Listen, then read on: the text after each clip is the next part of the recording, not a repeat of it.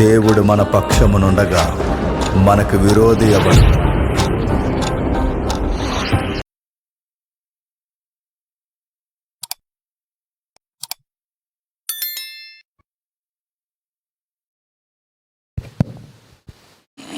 చిన్న ప్రార్థన చేద్దామండి.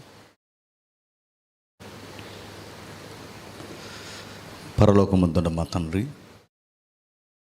మరొకసారి మీ వాక్యాన్ని వినడానికి, ధ్యానించడానికి, బోధించడానికి ఈ ఆరాధన కార్యంలో తండ్రి, ఈ పునరుద్ధాన సమయంలో మాకు మరొకసారి అవకాశం ఇచ్చినందుకు స్తుతులు, స్తోత్రములు. సంఘానికి అవసరమైన మాటలు మాత్రమే మాట్లాడడానికి మాతో, మా అందరితో మీరు ఉంటారని కోరుతున్నాం. మీ దయగల హస్తముల చేత మమ్మల్ని అందరిని నడిపిస్తారని అర్థిస్తున్నాం. ప్రత్యక్షంగా పరోక్షంగా వింటున్న అందరితో మీరు మాట్లాడండి. ఒక చక్కటి అర్థాన్ని తండ్రి వారికి తెలియచేయండి. సమస్త మహిమ ఘనత అన్ని వేళలా మీకే ఆరోపిస్తూ క్రీస్తున్నామని ప్రార్థన సమర్పిస్తున్నాం తండ్రి. ఆమేన్.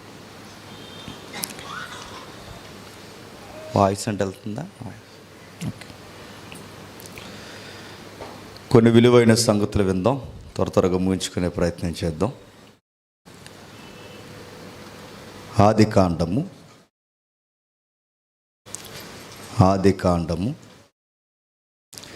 2వ అధ్యాయం.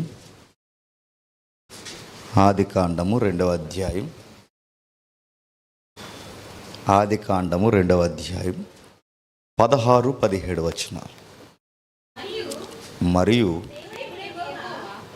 దేవుడైన యెహోవా ఈ తోటలోనున్న ప్రతి వృక్ష ఫలములను నీవు నిరభ్యంతరముగా తినవచ్చును, అయితే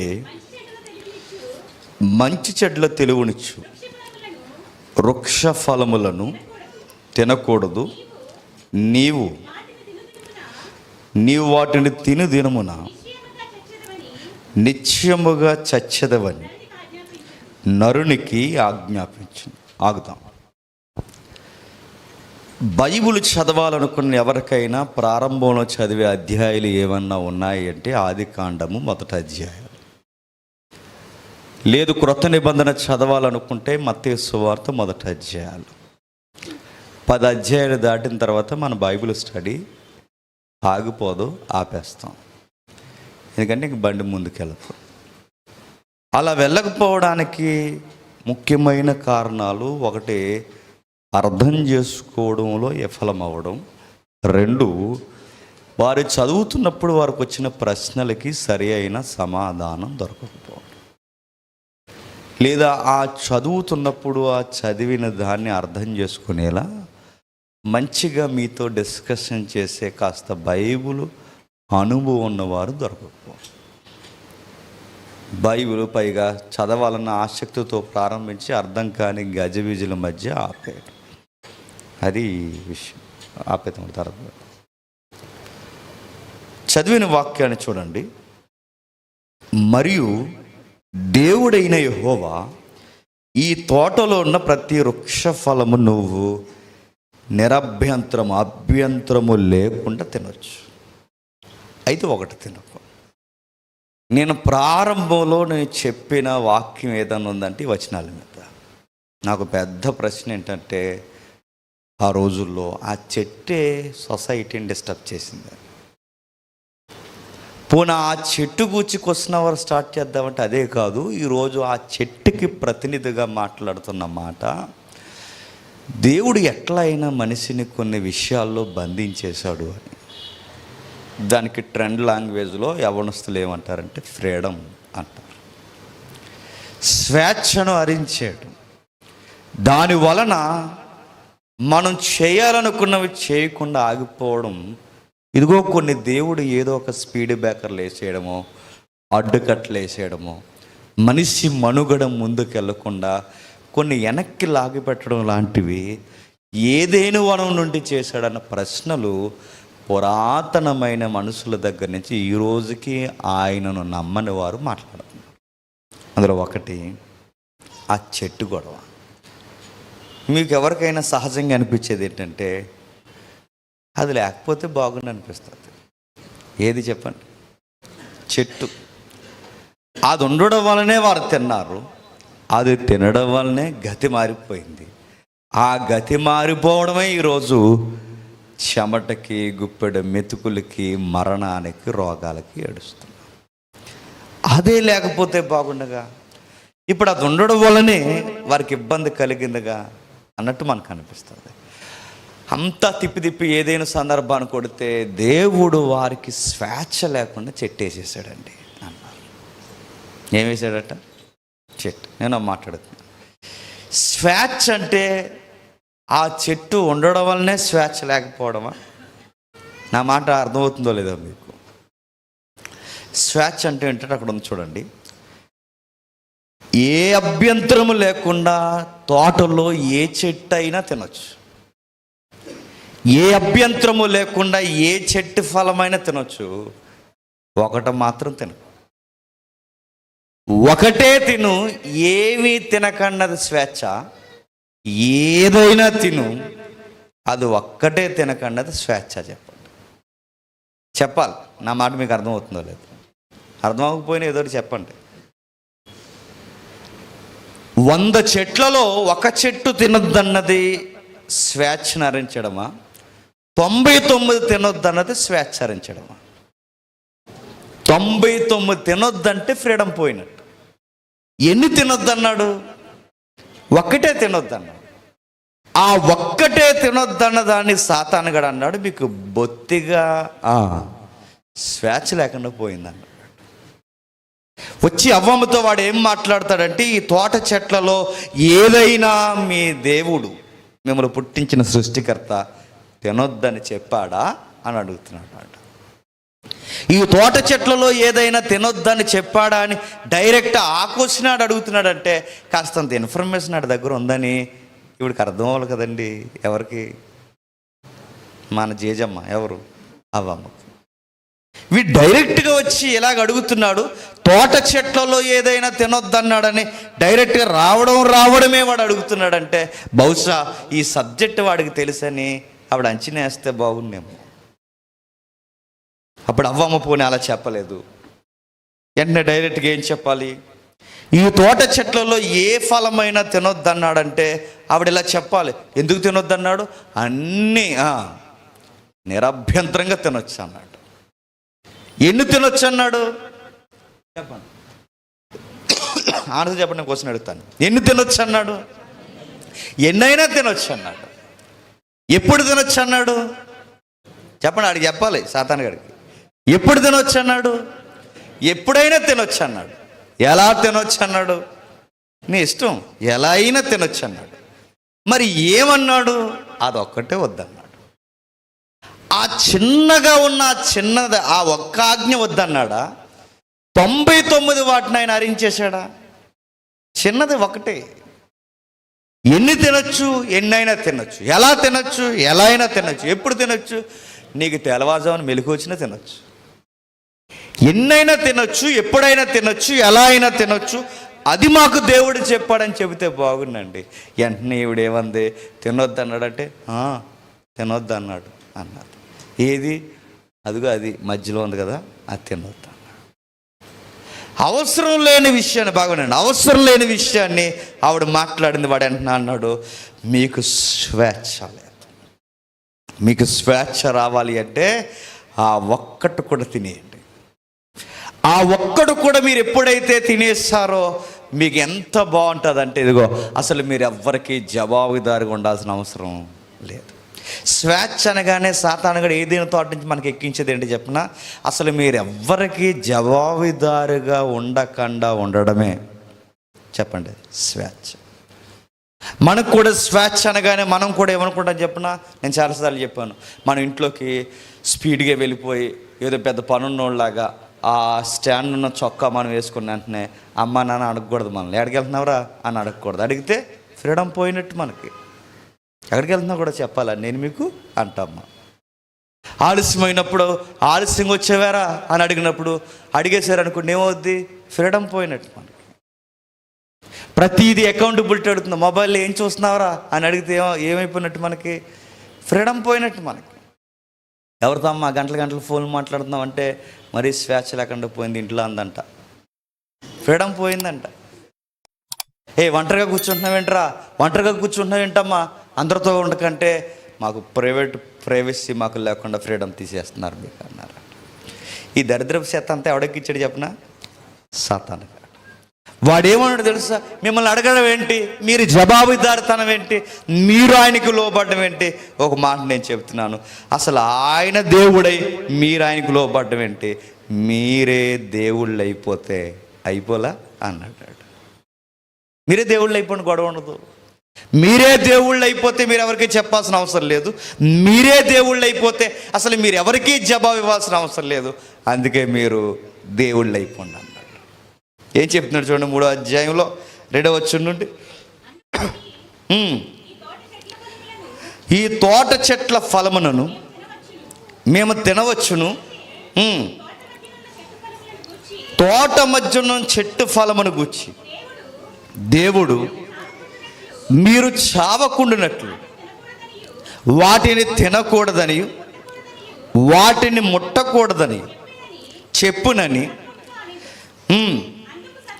అందుకు సర్పము మీరు చావనే చావరు, మీరు వాటిని తిను దినమున మీ కన్నులు తెరవబడిననియు మంచి చెడ్న ఎరిగిన వాడై దేవతల వలె ఉందరనియు దేవునికి తెలియనని స్త్రీతో చెప్పగా, వా వృక్షము ఆహారమునకు కన్నులకు అందమైనదియు వివేకమిచ్చు రమ్యమైనదై ఉండుట చూసి ఆమె దాని ఫలములలో కొన్ని తీసుకొని తిని తన భర్తకు ఇచ్చిన. వాడు ఏ పాయింట్ చెప్పాడండి? వాడు చెప్పిందండి చెప్పండి, మీరు ఆ ఒక్క పండుని తింటే ఏమైపోతారన్నారు? దేవుడు అయిపోతాడు అన్నారు. సావర పాయింట్ తర్వాత విషయం. మీరు సాక్షాత్తు దైవాలంటే దేవుడు, మీరు నశించిన దేవుళ్ళు అయిపోతారు, తినేయండి అన్నాడు. ఏంటి వెంటనే అవ్వమ్మ కానీ ఆదాము కానీ ఆలోచించలుగా అండి, ఏంటి ఒక పండు తింటే దేవుడు అయిపోతారు అన్నప్పుడు కనీసం వాళ్ళు పండు తింటే దేవుడు అయిపోతారండి? ఒకవేళ పండు తింటేనే దేవుడు అయిపోతాడు అనుకుంటే అందరికన్నా ముందు ఎవడు తినేయాలి చెప్పండి? ఆ చెప్పినోడు తినేయాలి. తిన్నాడాడు? పండు తింటే దేవుళ్ళు ఎలా అయిపోతారు? ఒక పండు తింటే దేవుడు ఎలా అయిపోతారు? పండు 2 తింటే, అసలు పళ్ళు తింటే దేవుళ్ళు ఎలా అయిపోతారు? దేవుడు అంటే ఏంటి? ప్రారంభం లేనివాడు. దేవుడు అంటే ఏంటి? ముగింపు లేనివాడు. దేవుడు అంటే ఏంటి? భవిష్యత్తుని ఎరిగినవాడు. దేవుడు అంటే అనంతుడు. దేవుడు అంటే సర్వాధికారి. ఇన్ని డెఫినేషన్స్ ఉన్నాయి. ఇన్ని అర్థాలన్నీ తీసివాడు ఏమన్నాడంటే తినేయండి, దేవుడైపోతాడు. తినేశారు, దేవుడైపోయారా? అటు చూడండి అబద్ధం ఎలా చెప్పాడు. తినిన వెంటనే మీరు దైవాలు అయిపోతారంటే దైవాలు అయిపోయారా? తిన్న వెంటనే ఫ్రీడమ్ వచ్చేస్తుంది. అసలు మీకు ఎవ్వరికి మీరు జవాబు చెప్పాల్సిన అవసరం లేదన్న. జవాబు కాదు, సిగ్గుపడి దాక్కునేంత పరిస్థితి వచ్చింది వాళ్ళకి. ఏం చేశారంటే తిన్న వెంటనే చూడండి ఒకసారి,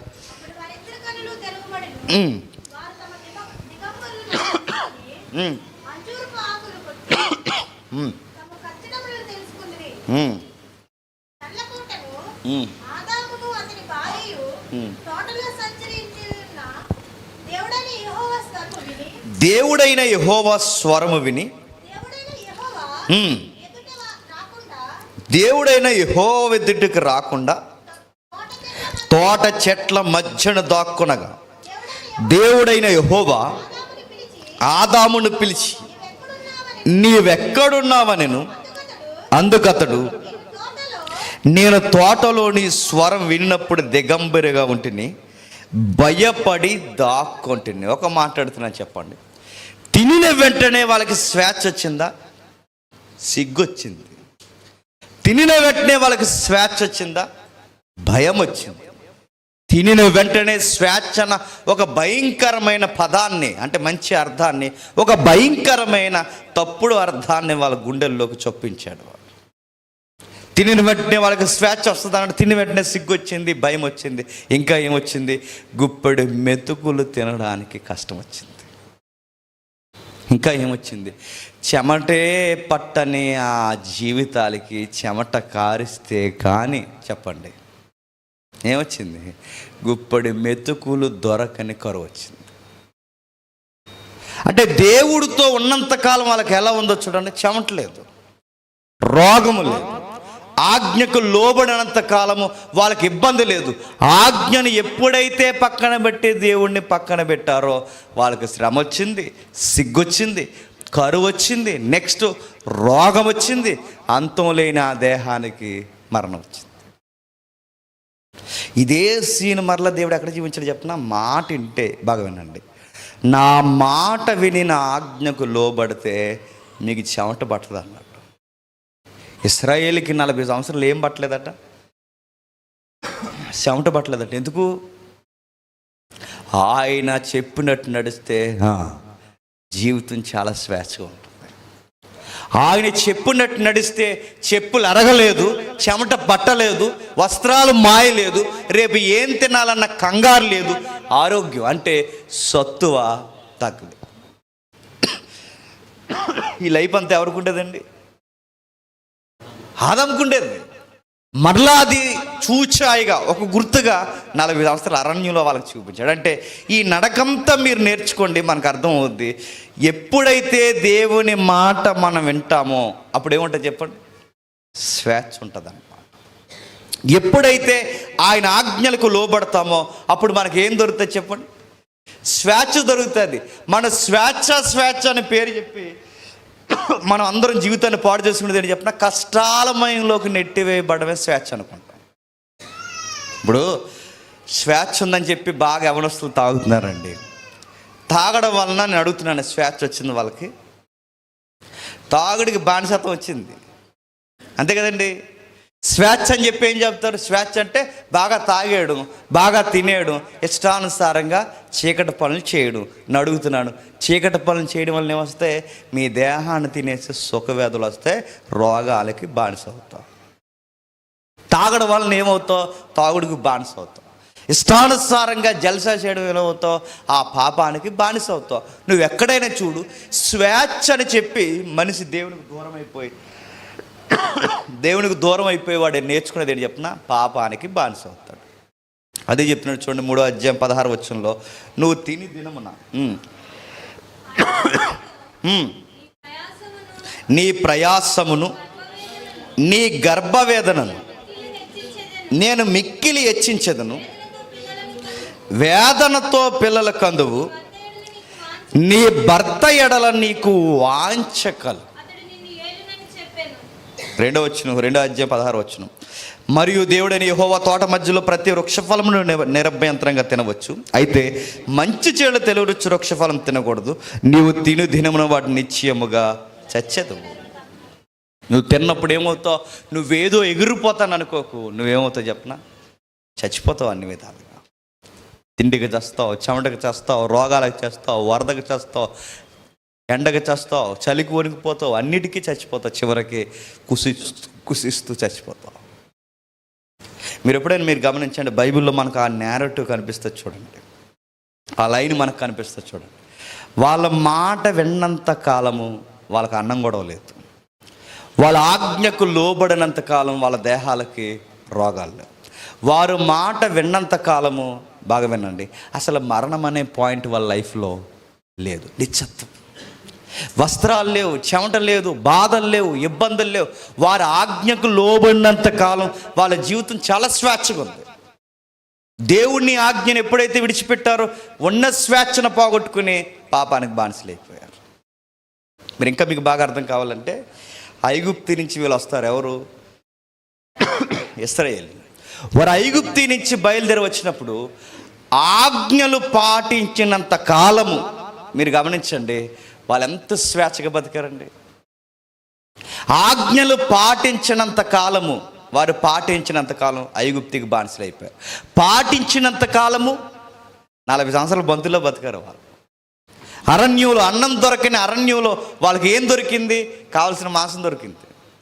అన్నం దొరకన అరణ్యంలో కావలసిన నీళ్లు దొరికాయి. వాళ్ళకి ఏమీ దొరకని టైంలో అన్నీ దొరికాయి. అంటే ఒక్కసారి మనం దేవునికి లోబడి బతికితే జీవితం అంతా ఏమవుతుంది చెప్పండి? స్వేచ్ఛ వస్తుంది. స్వేచ్ఛ అంటే మనకు నచ్చినట్టు చేయడం కాదు, దేవునికి నచ్చినట్టు బతికినప్పుడు స్వేచ్ఛ వస్తుంది.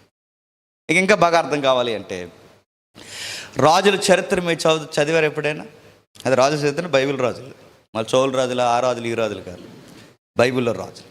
మీరు బైబిల్ రాజుల చరిత్ర మీరు చదవండి.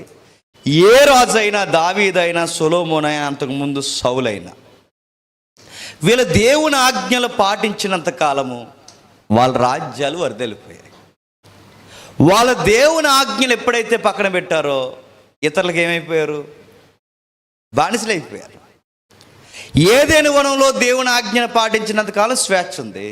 ఇశ్రాయేలు 40 సంవత్సరాలు అరణ్యంలో దేవుని ఆజ్ఞలు పాటించినంత కాలం స్వేచ్ఛ ఉంది.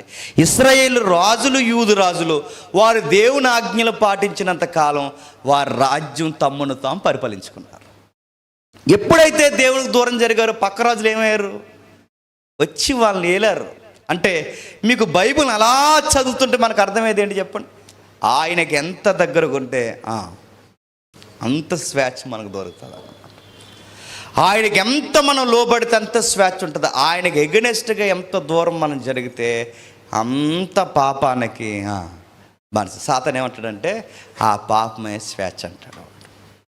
ఇంకో నీకు నచ్చినట్టల్లా తిరుగు, స్వేచ్ఛగా ఉండి అంటాడు. నచ్చినట్టల్లా తిరిగితే ఏమవుద్దండి? నచ్చినట్టల్లా తిరిగితే ఏమవుద్ది చెప్పండి? హాస్పిటల్లో పడితే ఒకరోజు తీసుకెళ్ళాం మనం. నచ్చినట్టల్లా వ్యవహరిస్తే ఏమవుద్దండి? నచ్చినట్టల్లా తాగరా, అరే గంటకి తాగారా, మొహం కడుక్కోకుండా తాగారా, మధ్యాహ్నం అన్నం ముందు తాగారా, సాయంత్రం అన్నం తినే ముందు తాగారంటే అది స్వేచ్ఛ అనుకుని తాగడం వల్ల ఏమవుద్దండి? అవయవాలు పోతాయి. స్వేచ్ఛ అన్న ఒక పాయింట్ మన మైండ్లో పెట్టి సాతాను సమాజం మనకు నేర్పిస్తుంది అని చెప్పిన ఎంత చెడిపోతే చెప్పండి అంత స్వేచ్ఛ. బైబిల్ స్వేచ్ఛ ఏం చెప్తుందో చెప్పిన నువ్వు ఎంత లోబడితే నీ జీవితానికి అంత స్వేచ్ఛ. 10 ఆజ్ఞలు దేవుడు పెట్టాడు ఎవరికి? పితరులకి. వారు 10 ఆజ్ఞలు వాళ్ళకి పెట్టినప్పుడు ఆజ్ఞలు ఎందుకు పెట్టాడు? మీరు బాగుండాలని పెట్టాడు. అబద్ధం ఆడకు, నీకు మంచిది అది. దొంగలించుకో, మన జీవితానికి స్వేచ్ఛగా ఉండడానికి మంచిది అది. పొరుగుడు దాసించుకో, మన స్వేచ్ఛకి మంచిది అది. అబద్ధాలు ఆడతాం, స్వేచ్ఛగా ఉండాలి మేము అంటే ఆడు ఏమవుతావు? మీ ఆవిడ నీకు అబద్ధం చెప్పి, మీ ఆవిడకి అబద్ధం చెప్పి, మీ పిల్లలు నీకు అబద్ధం చెప్పి మొత్తం ఇల్లంతా గొల్ల అయిపోయి అబద్ధాల తాగిడికి చివరికి ఏదో రోజు అందరు కలిసి శ్మశానానికి పోతారు. ఆ ఆజ్ఞ బాగా వినండి. అబద్ధమే స్వేచ్ఛ అనుకుంటే చివరికి అబద్ధాలు మీ కుటుంబాన్ని మిమ్మల్ని ఏం చేస్తాయి చెప్పండి? తినేస్తాయి. ఏదో రోజు దొరికేసినప్పుడు ఆ రోజు అబద్ధం చెప్పామని తెలిసినప్పుడు ఏమవుతుంది చెప్పండి? అప్పుడప్పుడు బాగానే తిరుగుతారు మెరుపు తీగల్లాగా. సడన్గా అప్పుడు ఆ రోజు అబద్ధం చెప్పామని ఆ రోజు బయటపడిపోయి అనుకోండి, ఏమవుద్దు? నెట్టెరకుండా ఎత్తాడు. ఏం చేస్తాడు? ఆ రోజు నువ్వు నిజం చెప్పుంటే, స్వేచ్ఛగా ఉండుంటే ఎంత బాగుంటుంది చెప్పండి. అంటే మీరు ఎక్కడైనా చూడండి, అబద్ధాలు ఆడొద్దు. ఎందుకు ఆడొద్దు? నువ్వు బాగుండాలి. దొంగతనం చేయొద్దు. ఎందుకు? మీరు యథార్థత బాగుండాలి. మీరు ఎంత ఓపెన్గా ఉంటే, మీ లైఫ్ ఎంత ఓపెన్ హార్టెడ్గా ఉంటే మీ లైఫ్ స్టైల్ కూడా అంత బ్యూటిఫుల్గా ఉంటుంది. అంతగా ఏం పెట్టాడు చెప్పండి? 10 ఆజ్ఞలు పెట్టాడు. ఏదైనా వనంలో చెట్టుని ఆజ్ఞగా పెట్టాడు, తినొద్దు. ఎందుకు? అది నీకు మంచిది, తినకు, అటు జోలికి పోక. ఎందుకంటే ఆ చెట్టును తినడం అనేది దేని గుర్తంటే నీ మీద నువ్వు ఆధారపడి నేను ఎవ్వరికి అకౌంటబిలిటీగా ఉండొద్దని ఎప్పుడైతే ఆదాము అనుకుంటాడో ఆ రోజే పాడైపోతావు. అందుకే తినొద్దు అన్నాడు. నువ్వు నాకంటూ ఒక అకౌంటబిలిటీ ఉండు. పైన ఒక వ్యక్తిత్వానికి భయపడుతుండు. నాకు స్వేచ్ఛ లేదు, నేను లోబడినని ఆ చెట్టునే నువ్వు కావాలనుకుని తునీకరిస్తే నిన్ను నువ్వు పెద్దపేట వేసుకుని నశించిపోతావు. ఇశ్రాయేలుకి మాకు 10 ఆజ్ఞలు వద్దనుకుంటే నశించిపోతారు. రాజులు మాకు ధర్మశాస్త్రం వద్దనుకుంటే నశించిపోతారు. ఈ తరానికి కూడా మాకు దేవుడే వద్దనుకుంటే చెప్పండి నశించిపోతాం. అందుకే ఆయన క్లియర్ కట్ ఇన్ఫర్మేషన్ ఇచ్చాడు. చూడండి, యోహాను సువార్త 8వ అధ్యాయంలో 8వ అధ్యాయం 31వ వచనం చూడండి. 8వ అధ్యాయం 31వ వచనం. కాబట్టి యేసుక్రీస్తు వారు మీరు నా వాక్యం ముందు నిలిచిన వారైతే నిజముగా నాకు శిష్యులై ఉండి సత్యమును గ్రహించెదరు. అప్పుడు సత్యము మిమ్ములను స్వతంత్రులుగా చేయనని చెప్పగా, మేము అబ్రహాము సంతానము, మేము ఎన్నడూను ఎవనికిని దాసులుగా ఉండలేదే. వాళ్ళు చూసారా, వాళ్ళు ఏమని మాట్లాడతారు చెప్పండి. మీరు నాకు శిష్యులైతే మీకు నిజమైన శ్వాస దొరుకుతుంది అన్నాడు. మీరు నా ఆజ్ఞలు పాటిస్తే నిజమైన శ్వాస దొరుకుతుంది అంటే వాళ్ళు ఏమన్నారంటే మేము వాళ్ళకు దాసులు కాదులే అని పాలిటిక్స్ మాట్లాడుతున్నారు. అసలు ఒకటి చెప్తే ఒకటి అర్థమవుతుందండి ఆదరించింది. వాళ్ళు చెబుతున్నది చూడండి, ఆయన మాట్లాడుతున్నది ఏంటి, ఇదిగో మీరు పాపానికి దాసులు అవ్వకుండా, మీరు దాసరికంలో ఉండిపోకుండా నాకు శిష్యులు అవ్వండి. ఆయనకి శిష్యులు అవ్వడం అంటే ఆయన అడుగు జాడల్లో నడవడం, ఆయన ఆజ్ఞలు పాటిస్తూ బతకడం. ఆయన అడుగు జాడల్లో ఎప్పుడైతే మనం నడుస్తామో, ఆయన ఆజ్ఞలు ఎప్పుడైతే పాటిస్తామో మనకి ఏం వచ్చినట్టు అన్నాడు, స్వతంత్రం వచ్చినట్టు అన్నాడు. వాళ్ళు ఏమన్నారంటే మేము ఎవరికి దాసులం కాదు, మేము అసలు స్వేచ్ఛాజీవులు మేము అన్నారు. ప్రభు అన్నాడు అసలు మీ అబ్రహాము, మీరు ఈ పొలిటికల్ సబ్జెక్ట్ అంతా కాదు, అసలు మీరు దేనికి దాసులైపోయారంటే పాపానికి దాసులు. అంటే దేవుణ్ణి కాదని మనం ఎప్పుడైతే వ్యక్తిగతంగా మనం బతకాలనుకుంటామో ఆ రోజే మనం ఏమైపోయినట్టు చెప్పండి, పాపానికి దాసులు. బాగా వినాలి. చెట్టును ఎప్పుడైతే తృణీకరిస్తామో ఆ రోజే ఆదాము ఏమైనట్టు చెప్పండి. ఇప్పుడు ఆదాము ఆ చెట్టుని తృణీకరించడం అంటే ఆ చెట్టుని ఆకర్షించుకొని ఆ చెట్టే నాకు లైఫ్ అనుకుని ఆ ఆజ్ఞను ఎప్పుడైతే తృణీకరించాడో దానినే పెద్ద జీవితం అనుకుంటే ఆదాము దేనికి బానిస అయిపోయాడు చెప్పండి, పాప. 10 ఆజ్ఞల్లో మాకు ఏది మాకొద్దు, మా ఆజ్ఞలే వద్దు, మాకు నచ్చినట్టు మేము బతుకుతామంటే వాళ్ళు దేనికి దాసులు అయిపోతారు చెప్పండి. ఇశ్రాయేలు రాజులు మాకు ధర్మశాస్త్రం వద్దనుకుంటే దేనికి దాసులు అయిపోతారు చెప్పండి. అలా క్రొత్త నిబంధనకు వచ్చేసరికి యోహాను సువార్తలో కూడా ఇదిగో మాకు ప్రభువే వద్దు, మేము ఎవరికి దాసులం కాదు, అబ్రహాం పిల్లలు మేము అనుకుంటే ఆల్రెడీ మీరు ఎవరికి దాసులు అయిపోయి ఉన్నారు చెప్పండి, పాపానికి దాసు. అంటే పాపంలో ఉండడమే ఈ సమాజం ఏమనుకుంది చెప్పండి, స్వేచ్ఛ అనుకుంది.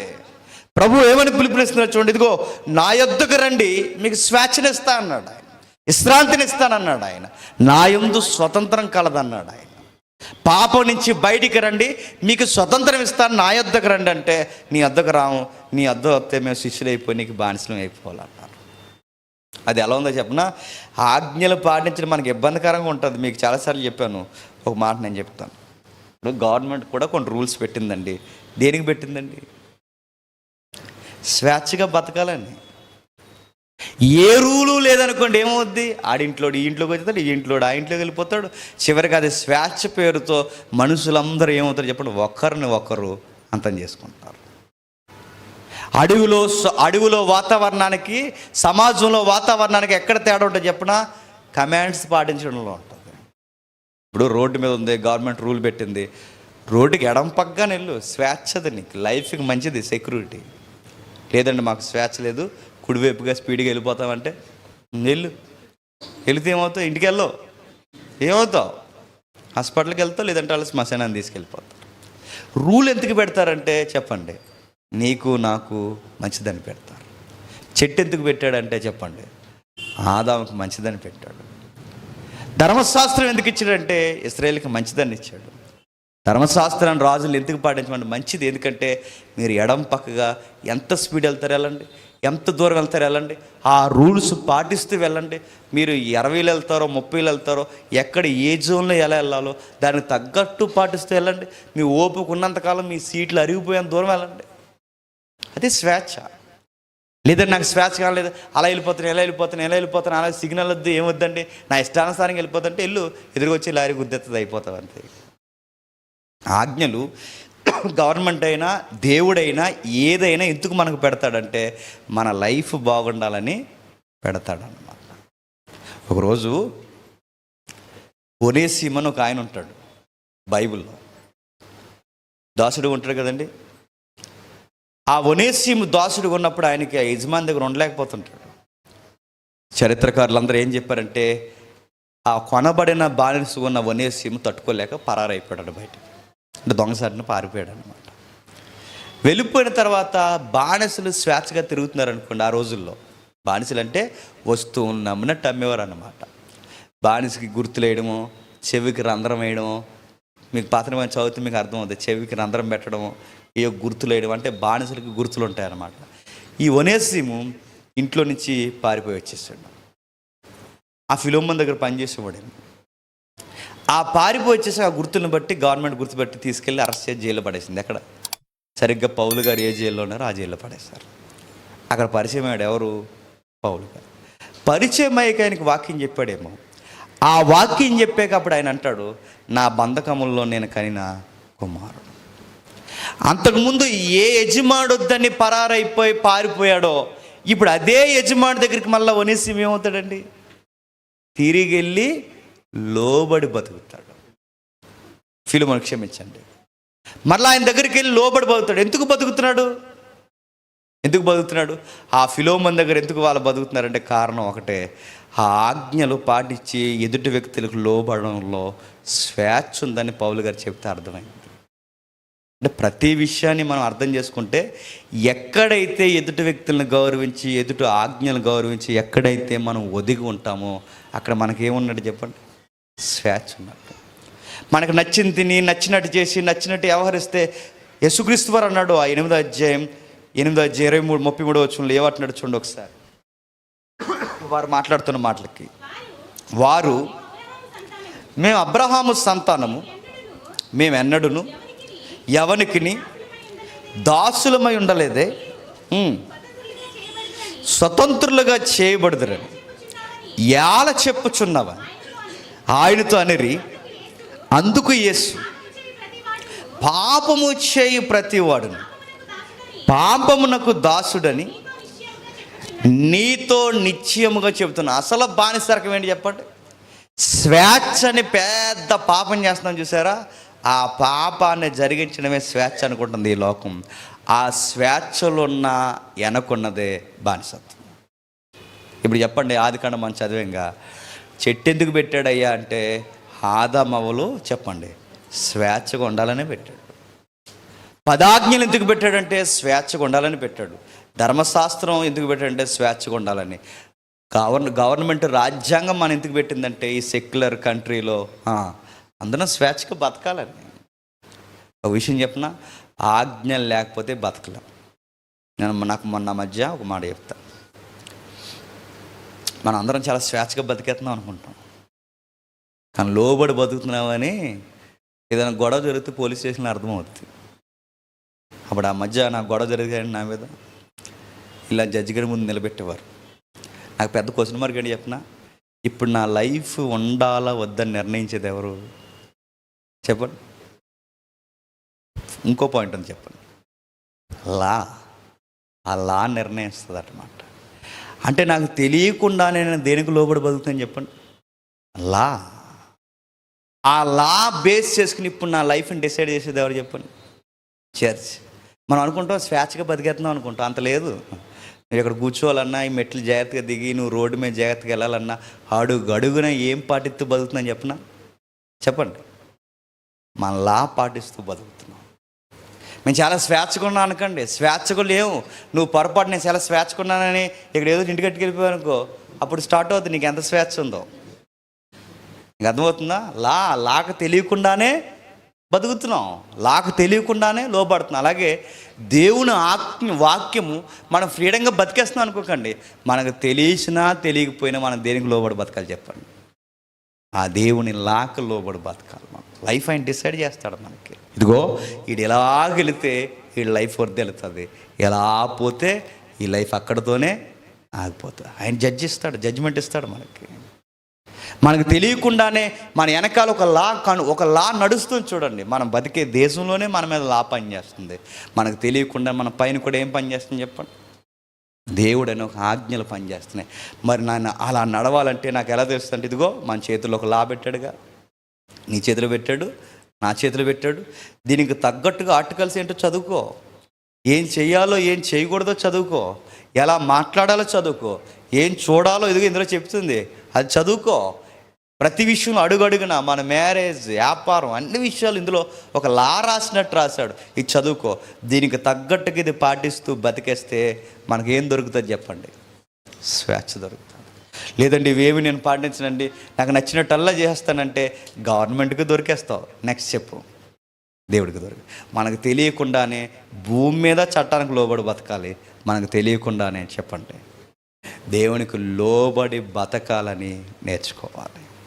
ఇప్పుడు చెప్పండి, చెట్టు ఉండడం మంచిదంటారా, తీసేయడం మంచిదంటారా? అన్నీ దానివల్ల వచ్చాయి అనుకో, ఆ ఒక్కటే పాటించలేనందుకు వచ్చాయి, అది గుర్తుపెట్టుకో. అదే లేకపోతే ఆదాము దేవునికి లోబడి ఉండాలన్న విషయాన్ని ఎప్పటికీ నేర్చుకోడు. తినేశాడు, ఫ్రీడమ్ వచ్చింది అనుకున్నాడు, బయటకు వచ్చాడు. మరలా తిరిగి గెంటేస్తే ఆదాము అవ్వాలని వాళ్ళ పిల్లల్ని గెంటేస్తే బయటకు వెళ్ళిపోయిన తర్వాత మరలా తిరిగి ఆదాము అవ్వాలి ఎక్కడికి వచ్చారండి? దేవుడి దగ్గరికి వచ్చారు. వెళ్ళిపో అని చెప్పిన తర్వాత మరలా తిరిగి ఎందుకు వస్తున్నారు దేవుని దగ్గరికి? వాళ్ళకి విషయం అర్థమైంది, నీకు లోబడి బతకపోతే మాకు లైఫ్ లేదని. నీకు లోబడి బతకకపోతే మాకు సరైన స్వేచ్ఛ లేదు. ఎందుకంటే స్వేచ్ఛ అనుకుని బయటికి వెళ్ళిపోయాం, తిండికి ఏడుస్తాం. స్వేచ్ఛ అనుకుని బయటికి వెళ్ళిపోయాం, మరణానికి ఏడుస్తున్నాం. స్వేచ్ఛ అనుకుని బయటికి వెళ్ళిపోయాం, బాడి సర్కానికి ఏడుస్తున్నాం. స్వేచ్ఛ అనుకుని ఇదిగో గుప్పెడు మెతుకులకు ఏడుస్తున్నాం. నీ దగ్గర ఉన్నప్పుడు మాకు ఏ ఇబ్బందులు లేవు. అదే క్రొత్త నిబంధనలు చెప్తాడు, మొదట నా రాజ్యాన్ని నీతిని ఎతకండి, ఆయన ఆజ్ఞడు తెలుసుకోండి. అప్పుడు ఏవన్నీ మనకు కావలసిన ఏవైతున్నావో అవన్నీ సెట్ చేస్తూ వస్తాడు ఆయన. మరి ఆదివారం టెస్టులు ఉన్నాయి, మరి టెస్ట్లో అంటే ముందు ఆయన రాజ్యాన్ని నీతిని ఎతుకు, ఆ టెస్టుల సంగతి దేవుడు చూస్తాడు. ఎందుకంటే నువ్వు వారం అంతా టెస్టులు రాసేసి సరిగ్గా అసలు టెస్ట్లో సరిగ్గా రాలేదనుకో, అర్థమవుతుంది లేదు. మా ఒకడు ఉండి వాడు తెగ రాసేసి వాడు టెస్ట్లో రాసి అసలు టెస్ట్ సరిగ్గా రాలేదు, ఏరంటే బబుల్స్ దుద్దడానికి టైం సరిపోలేదు అన్నాడు. చూసారా, అసలు యాక్షన్ ఇక్కడే కాదు, చెప్పండి అక్కడ కూడా ఉండాలి. కాబట్టి నేను ఎగ్జామ్స్ రాయొద్దు అంటలేదు, మొదట ఆయనకి ఇంపార్టెంట్ ఇవ్వండి, మొదట ఆయనకి విలువనివ్వండి. ఈ మాటలు నచ్చ చూసారా, ఆడు మతాన్ని ఎలా రుద్దుతున్నాడు అనుకుంటారు. నో, మీరు ఏమనుకున్నా అనుకోండి, నన్ను ఏమనుకున్నా అనుకోండి, కానీ మీరు దేవునికి ఎంత ఇంపార్టెంట్ ఇస్తే మీ లైఫ్లో అంత సక్సెస్ చూస్తారు. మీరు దేవునికి ఎంత లోబడితే మీ లైఫ్లో అన్ని విజయాలు చూస్తారు. మీ హెల్త్ బాగుంటుంది, మీ ఫ్యూచర్ బాగుంటుంది, మీ స్టడీస్ బాగుంటాయి, మీ గోల్స్ సక్సెస్ అవుతాయి. మీరు ప్రతి విషయంలో విజయాలు పరంపర చూస్తారు. ఎప్పుడు చెప్పినా ఆయనకి ఎంత లోబడితే అంత చూస్తాం. ఆ చర్చికి ఉద్యోగం వచ్చిన తర్వాత మానకుండా వెళ్ళిపోదాం అనుకుంటే ఇప్పుడు ఒకటి ఏడలేదు, కానీ చెప్పండి ఎప్పుడు వచ్చేస్తాడట? అప్పుడు అసలు రావు. ఎందుకంటే అప్పుడు ఇంకా కమెంట్లు ఎక్కువైపోతాయి నీకు. మీ ఆఫీసర్ అడిగితే ఎక్కడికి వెళ్తున్నావురా అని. గుర్తుపెట్టుకో, మన ఫ్రీడమ్ ఏంటి చెప్పినా, మన సన్నిధికి దేవునికి ఎంత లోబడితే అన్ని విజయాలు దేవుడు మనకి వెనకాలే చక్కబెడతాడు. 99 తినండి, ఆ ఒకటే చేయకండి అన్నట్టు. ఆ 99 మాకు కాదు, ఆ ఒకటే చేస్తా అన్నారు, ఒకటే చేశారు, 99 పోగొట్టుకున్నారు. లోకమే స్వేచ్ఛ అనుకుంటే లోకంలోకి వెళ్ళండి, మొత్తం నిత్యత్వాన్ని పోగొట్టుకుంటారు. ఇప్పుడు ఒక పెద్ద ఆయన మంచి మాట చెప్పాడు. ఇంత పెద్ద ఒక పెద్ద ఇదంతా ఉందనుకో, ఇది ఒక పెద్ద గ్రాఫ్ అనుకోండి. ఈ గ్రాఫ్లో ఎక్కడో చిన్న డాట్, ఇదిగో నా పుట్టుమచ్చను చూసారా, ఈ చిన్న డాట్ ఏదైతే ఉందో ఈ డాటే మన లైఫ్ అనుకుంటాం మనం. కానీ అసలు లైఫ్ ఏంటి చెప్పినా, ఎంత ఉందో చూసారా, మనం చూడలేని ఎంత ఉందో చూసారా, ఇదంతా నిత్యత్వం, ఇది అసలు లైఫ్. ఈ చిన్న డాటే లైఫ్ అనుకోకండి, ఈ డాట్ని దాటొస్తే చెప్పండి అసలు నిత్యత్వం ఉంది. అది చూడండి. ఈ చిన్న జీవితం ఎలాగైనా గడిచిపోతుంది. ఎందుకంటే ముంబైలో అడుక్కుని కోట్లు సంపాదించాడట. డబ్బులు ఎలాగైనా సంపాదించవచ్చు, సంపాదించలేమండి. అడుక్కులేమి లేకుండా, అడుక్కోమని కదా ఎగ్జాంపుల్ చెప్తున్నాను నేను. అడుక్కునైనా కోట్ల రూపాయలు అడుక్కుని MBBS అమెరికాలో చేపిస్తున్నాడు అలా అబ్బాయిని. అంటే డబ్బులు ఈ సొసైటీలో ఎలా సంపాదించవచ్చు? చదువు చదువు చదువు చదువు చదువు అంటారు. ఒక సగటు మానవుడు ఎంతకాలం చదువుతున్నాడండి మన ఇండియాలో? 30 సంవత్సరాలు చదువుకుపోతుంది. 21-22కి డిగ్రీ అవుద్ది. మిగిలిన 7 సంవత్సరాలు ఆ సెట్ ఈ సెట్ ఏదో ఒక సెట్ రాసి మొత్తం సెట్ అయ్యే సమయానికి 30 ఏళ్ళు అవుతాయి. 30 ఏళ్ళు అంటే 60 ఏళ్ళ జీవితంలో 30 ఏళ్ళు చదువుకపోతే 10 సంవత్సరాలు ఉద్యోగం చేస్తావు. ఇక బతికేది లింగుమని ఎంత? 20 సంవత్సరాలు. నువ్వు ఉద్యోగం ఎన్ని సంవత్సరాల కోసం ఇప్పుడు ఎంత కష్టపడ్డావు? 30-40 సంవత్సరాలు. ఆ డబ్బులు 20 సంవత్సరాలు దాయడానికి. ఆ 20 సంవత్సరాలు సుఖంగా ఉంటుందా? రకరకాల ఇబ్బందులు వస్తాయి. ఆ 20 సంవత్సరాలు అమ్మయ్య అనుకునే సమయానికి వెళ్ళిపోతాం. ఇది కదండి లైఫ్ అంటే. అందుకే నేను చెప్తున్నాను, మొదట దేవునికి లోబడండి, ఆయన రాజ్యానికి నీతికి నిలువనివ్వండి, ఆయన ఆజ్ఞను లోబడండి. ఎందుకు చూడకూడదంటే ఆయన ఆజ్ఞ ఎందుకు ఇలా మాట్లాడకూడదు? ఆయన ఆజ్ఞ. ప్రతి దాన్ని అడుగులను ఎందుకు అదుపులో పెట్టాలి? ఆయన ఆజ్ఞ. మన నడుముని, మన ఆలోచన ప్రతిదీ ఎందుకు క్రమానుగతంగా మనం నడిపించాలి?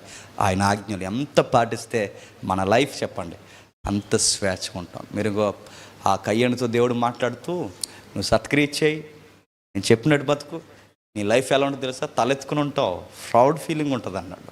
నువ్వు ఎప్పుడైతే పాపం చేసావో ఆ రోజు నీకు గిల్ట్ స్టార్ట్ అవుద్ది, నువ్వు బతకడం చాలా ఇబ్బంది అయిపోతుంది అన్నాడు. ఇదే మనకు సూత్రం.